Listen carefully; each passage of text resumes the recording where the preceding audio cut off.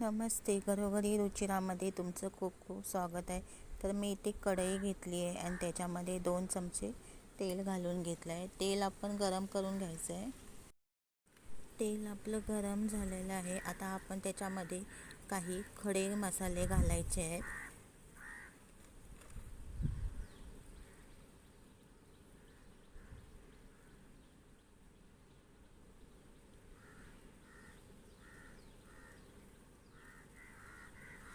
खडे मसाले आपले घालून झाले. आता त्यानंतर मी अर्धा चमचा जिरं घालणार आहे.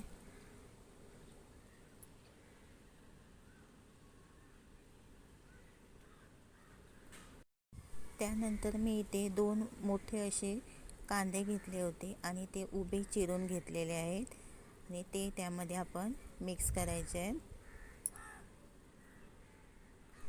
त्यानंतर आपण घालायच्या आहेत हिरव्या मिरच्या. जसं तुम्हाला तिखट पाहिजे त्याप्रमाणे मिरच्या घालायच्या आहेत. हळद,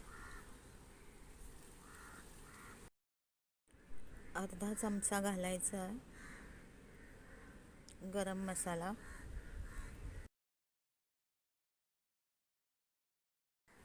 अर्धा चमचा लाल तिखट,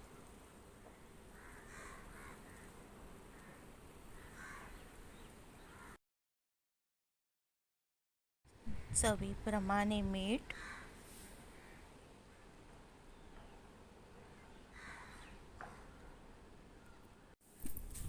आता हे आपण छान असं मिक्स करून घ्यायचं.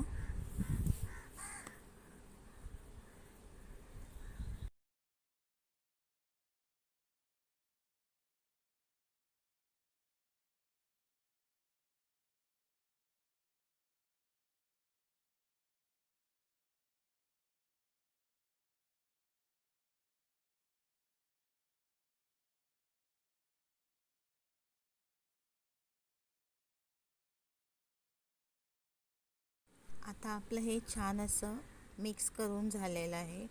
आता मी इथे 1 वाटी तांदूळ भिजत घालून ठेवले होते अर्धा तास. ते आपण चांगले धुवून त्याच्यामध्ये मिक्स करायचे आहेत. इथे तुम्ही तांदूळ कुठलेही वापरू शकता.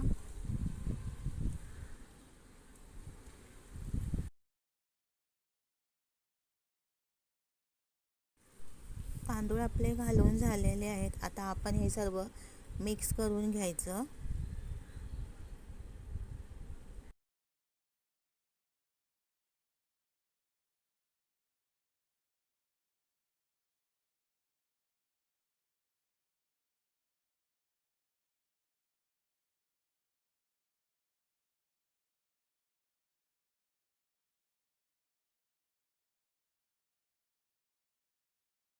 आता हे आपलं सर्व मिक्स करून झालेलं आहे. आता आपण याच्यामध्ये ना पाणी घालायचं, परंतु पाणी आपण हे गरम घालणार आहोत, थंड नाही.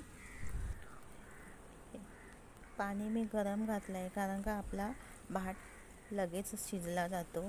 जास्त वेळ लागत नाही भात शिजायला आणि छान असा फळफळीत होतो. पाणी जास्त घालायचं नाही आहे. पहिलं थोडंच घालायचं आणि एका साईडला आपण पाणी गरम करून ठेवायचं आहे. म्हणजे काय होतं, जर पाणी आपल्याला जर भातामध्ये कमी वाटलं तर आपण ते मिक्स करायचं आहे नंतर, परंतु पहिल्यांदा आपण त्याच्यामध्ये पाणी कमी घालायचं. आता मी हे सर्व ना मिक्स करून घेतलं आहे. पहा, जास्त मी पाणी घातलेलं नाही आहे. जर लागलं तर मी पाणी परत घालणार आहे.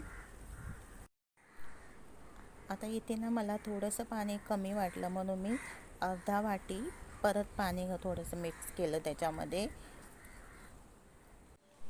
याला आता छानपैकी अशी उकळी आलेली आहे. आता आपण त्याच्यावरती ना झाकण ठेवायचं आणि 10 मिनटं बंद करून ठेवायचं. 10 मिनटानंतर आपण ना खोलून पाहायचं आहे. आता आपण इथे खोलून पाहणार आहोत आपला ओनियन राईस तयार झाला आहे की नाही ते. इथे छान असा आपला ओनियन राईस तयार झालेला आहे. आता मी त्याच्यावरती थोडीशी कोथिंबीर घालणार आहे, म्हणजे दिसायला खूप छान असा आपला हा ओनियन राईस दिसतो. पहा, ही रेसिपी तुम्हाला कशी वाटली ना ती कमेंट करून सांगा आणि आवडली असेल तर लाईक, शेअर आणि सबस्क्राईब करायला विसरू नका.